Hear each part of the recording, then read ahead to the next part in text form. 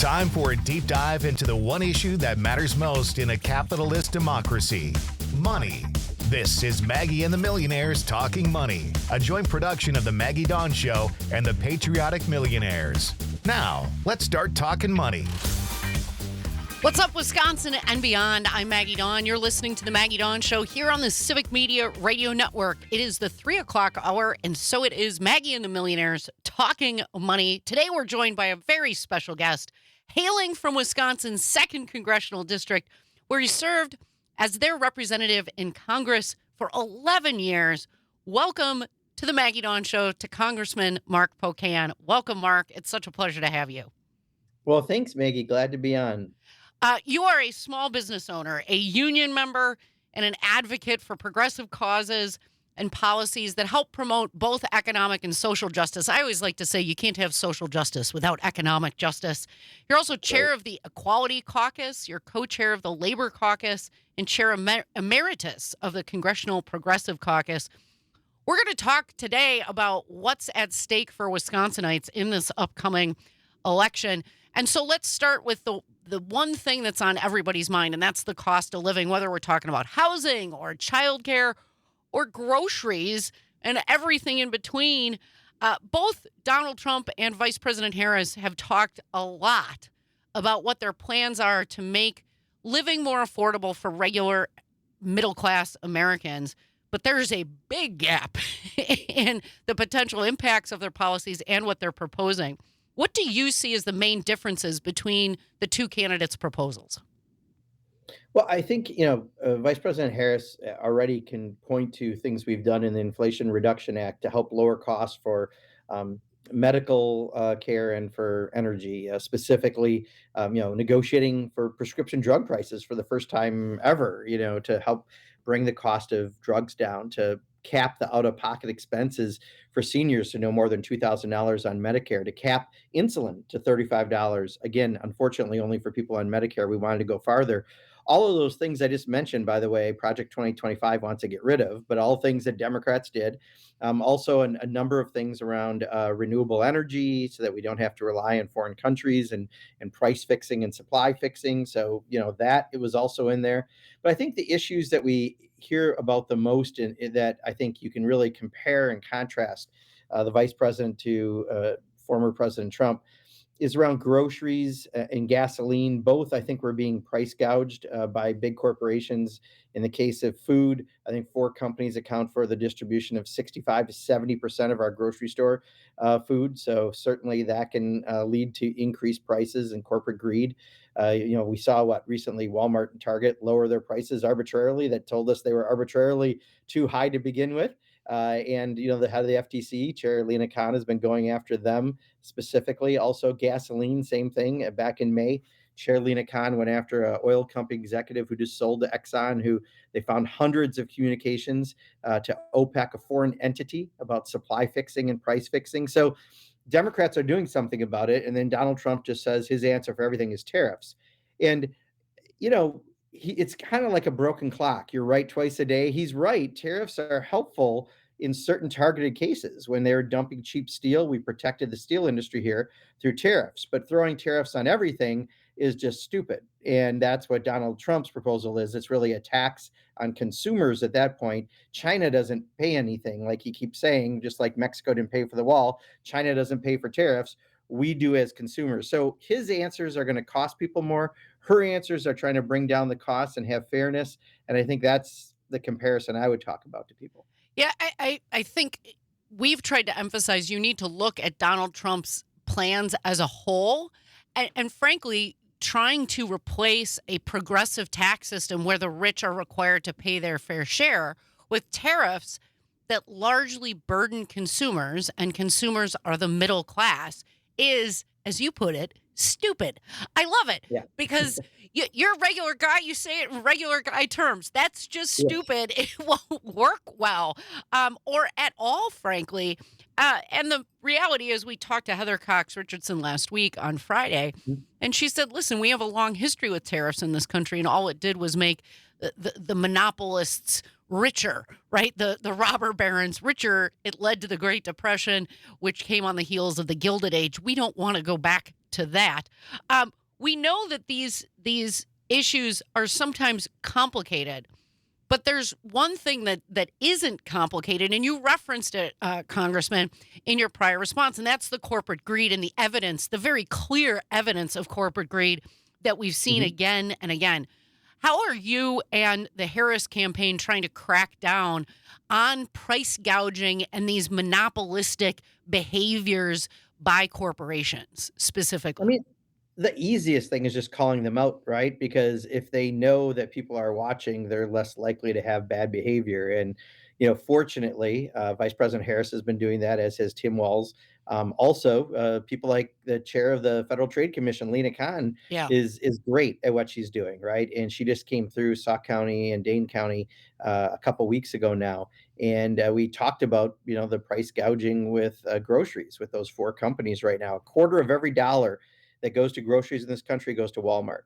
And then Kroger right now is trying to, merge with Albertsons, which would even give people less choice and have even more increased prices. So, just talking about what really is impacting what's going on, and that there was some greed coming out of COVID, and people, did shrinkflation and other things, makes it less likely to happen. That's why Target and Walmart had a lower prices. And on gasoline, it just don't elect people who like to hug oil barons at night, because Donald Trump, it's like a giant oily teddy bear to him. He just loves them so much. Lots of smooches and kisses. But for the rest of us, we know what they're doing. They've been impacting us, I think, since that bad weather situation about 4 or 5 years ago in Texas, where they didn't have the infrastructure and they had to close down processing. They jacked prices up at that point, and they never really brought them back down. They've just been making us get ripped off. And now, when we see the correspondence between oil company executives, like the FTC exposed in May, hundreds of communications about price fixing and supply fixing, we should be mad at oil companies and not politicians or anyone else, because those oil companies are price gouging. But you should be maybe mad at the politicians who allow them to do that.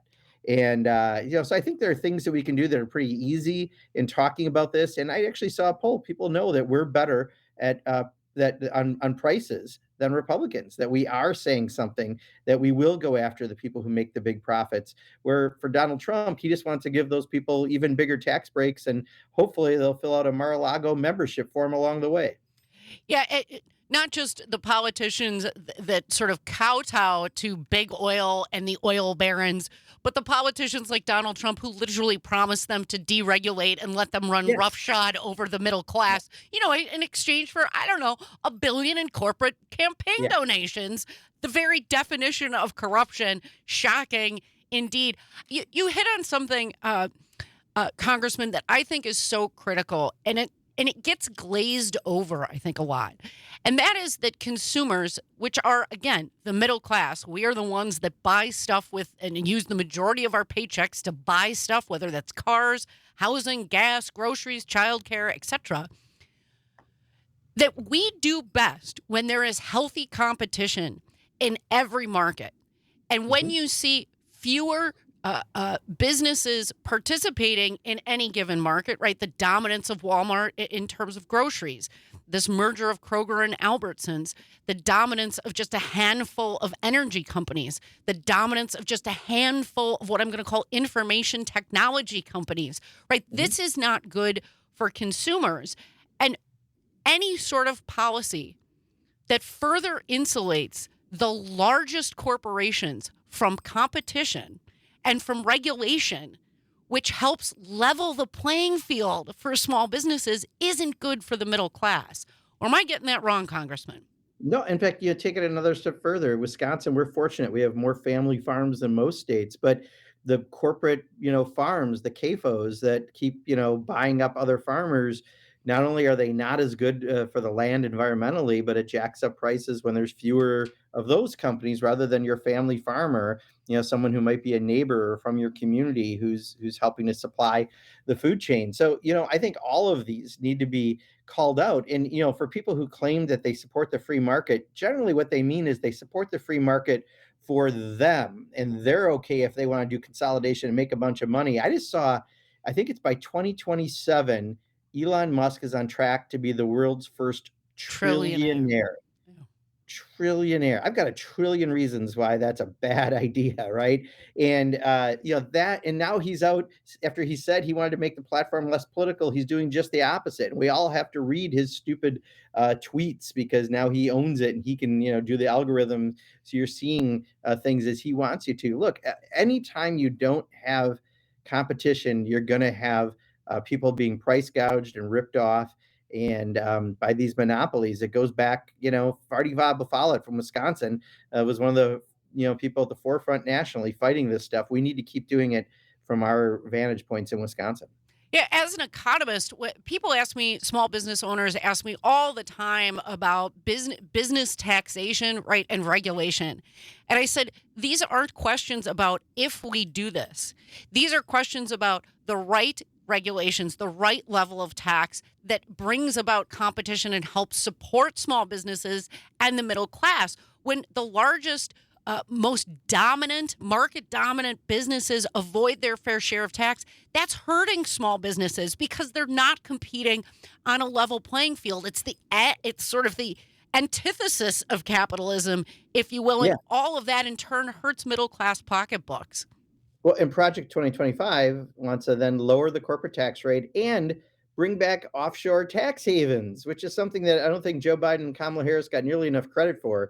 Finally going after that, where you could just have a little room in Ireland and claim that's your corporate headquarters, and all your profits from the United States are attributed to that one little room in Ireland or some other country that doesn't have a corporate tax.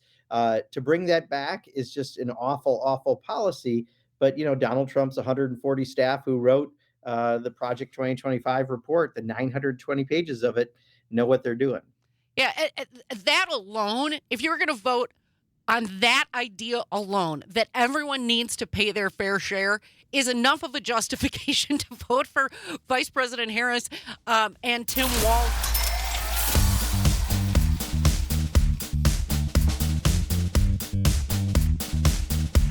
Today, our very special guest is the congressional representative from Wisconsin's 2nd Congressional District. He's represented the 2nd District for 11 years in Congress. His name is Mark Pocan. He's been fighting for you and your family and the middle class here in Wisconsin for his entire political career, dating back to his assembly days here in the state legislature. I thank you for that, sir, and I thank you for being here. We talk about taxes all the time on this show because, as I like to say, if you care about child care policy, you got to care about tax policy. If you want a more secure border, you got to care about tax policy. All of these things go back to where's the government getting our revenues from? So last week we had on Amy Hanauer. She is the president of the Nonpartisan Institute on Tax and Economic Policy. They just dropped a bombshell new report. It analyzed the impact of all of Donald Trump's tax and economic proposals.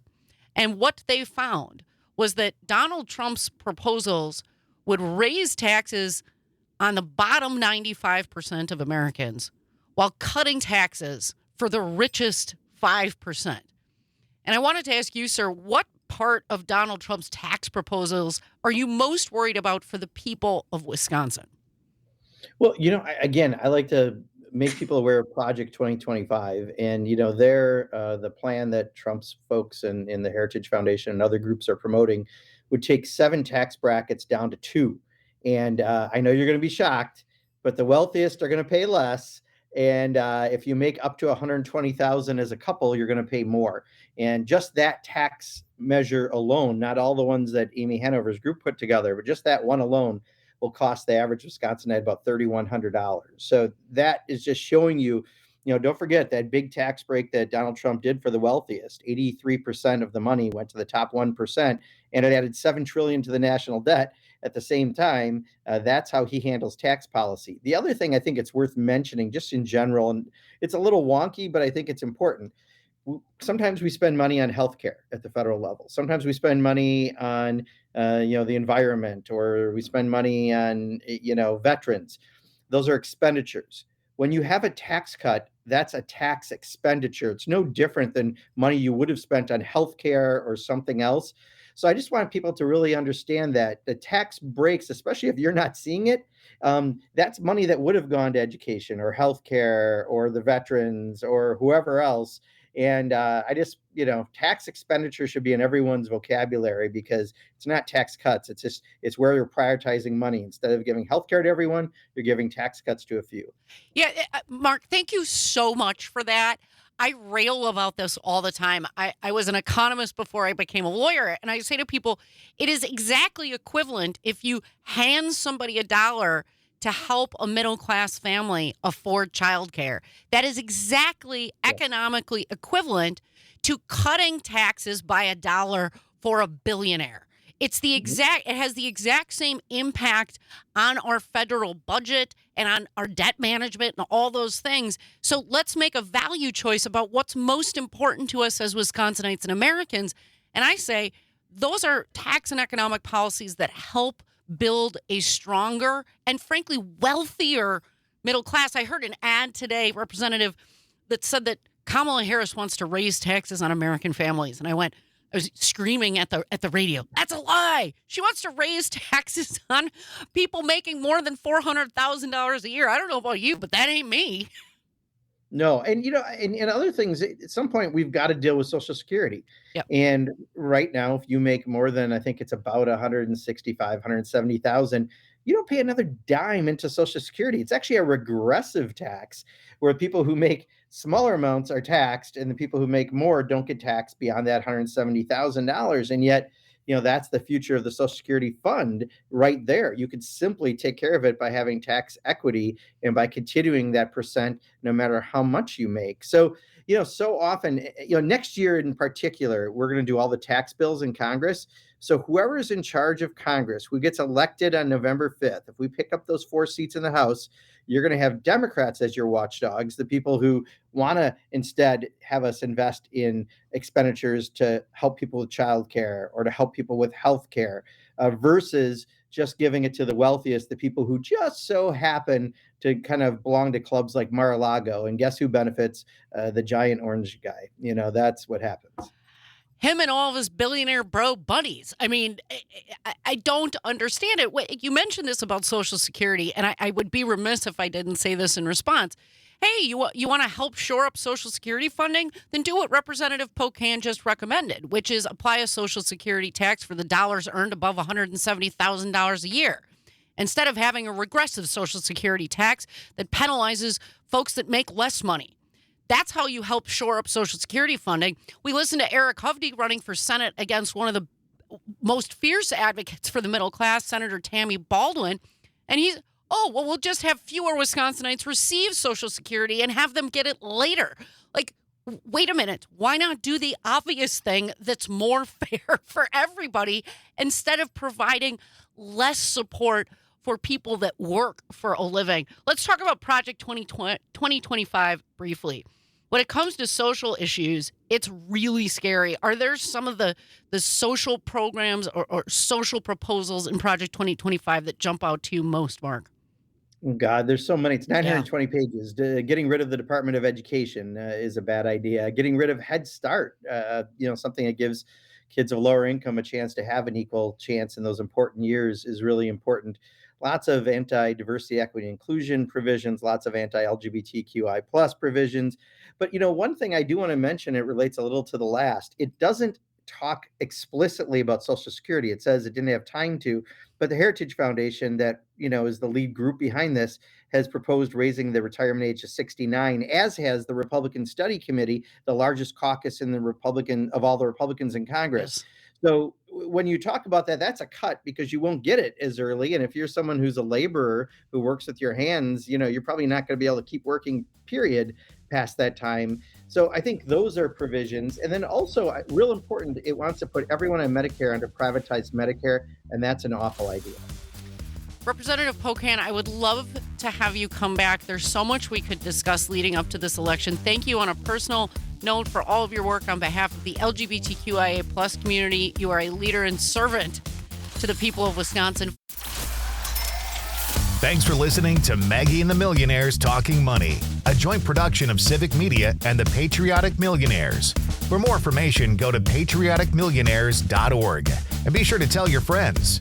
The Patriotic Millionaires buy advertising across a number of Civic Media stations.